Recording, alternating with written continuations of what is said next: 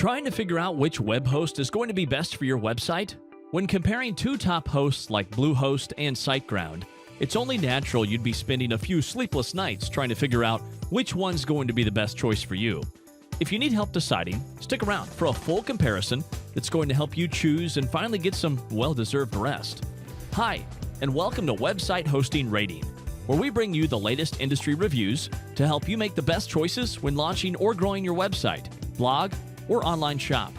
Today, I will be comparing SiteGround and Bluehost, two of the most popular shared hosting providers on the market.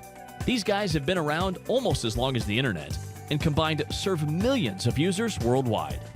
Choosing between these two hosting titans is no easy choice, so my in-depth comparison is going to make things a lot easier for you.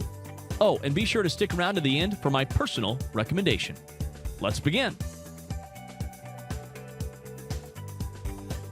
Let's get the most obvious question out of the way first, and that's which host is more popular. Bluehost was founded way back in 2003 and powers over 2 million websites while employing more than 750 people. Its steady growth eventually caught the eye of hosting conglomerate EIG, the company that owns HostGator and iPage, who bought them out in 2010. Some say the expansion hurt Bluehost's performance due to the high volumes of customers they're now having to manage. But at 2 million strong, the numbers speak for themselves.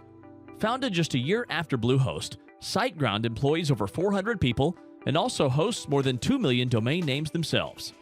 The numbers put both hosts on par with one another, but many say that SiteGround has managed to become one of the more popular shared hosting services in recent years, and you're about to find out why. Let's move on and compare hosting speeds. There's nothing worse than a slow host. Stats show that websites lose 40% of visitors if they don't load within the first 3 seconds, and Google won't rank slow-loading websites very high either. Several speed tests on reputable sites like Pingdom, GTmetrix, and Statuscake using the same exact website show SiteGround has an average load time of 1.44 seconds, while Bluehost lags behind by almost an entire second with a load time of 2.32. This may seem like a trivial amount of time, but makes a big difference in terms of web hosting. This very important round goes to SiteGround, who often see loading times of in the range of milliseconds. Right after speed, you'll want to check both hosts' downtime. After all, a fast-loading website won't do much for you if it doesn't load at all.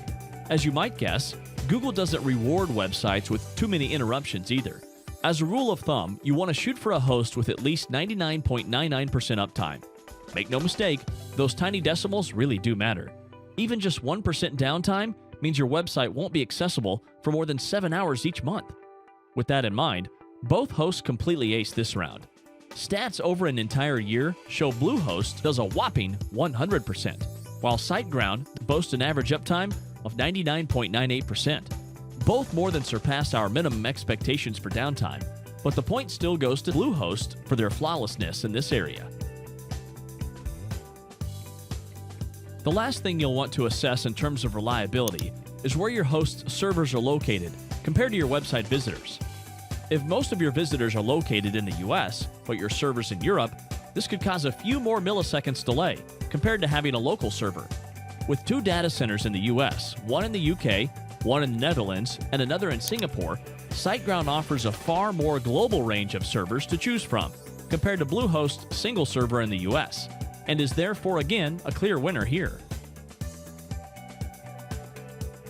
Understandably, some of you may want to trade in ease of use for a few seconds of speed. The good news is you don't have to. Both hosts have an easy-to-use admin control panels that are highly user-friendly and intuitive. Bluehost offers a cPanel-based solution with all the common features you'd expect, like one-click WordPress installs, FTP accounts, a file manager, email accounts, and PHP MyAdmin.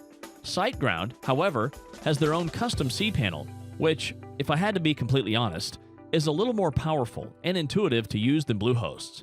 This is mainly because Bluehost's cPanel feels a little cluttered with upsell pitches to paid tools the average website owner most likely won't need, like App Machine, Weebly, and Constant Contact. SiteGround looks a little less salesy, and doesn't give you the feeling you're missing out on an unnecessary extra, which is the only reason we're giving them the point yet again. Let's now talk about the elephant in the room: hosting features. You should absolutely factor things like storage, bandwidth, security, email accounts, and domains into your decision, as they all affect your website's performance. Let's cover these features in more detail. First up is storage, or disk space. With 50 gigabytes of storage at their entry-level plan, compared to SiteGround's 10 gigabytes, Bluehost is a clear winner. If you upgrade to their middle tier, Bluehost is prepared to offer you unlimited storage already, while SiteGround offers you no more than 40 gigabytes of storage at their highest shared hosting plan.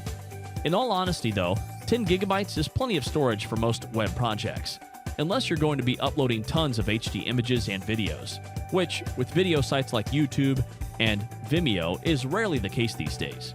In any case, as long as you make sure you've got enough storage for your specific web project, both hosts can work for you. But Bluehost is the clear winner here. And what about bandwidth? Many hosts these days will limit the amount of website visitors you're allowed to receive each month.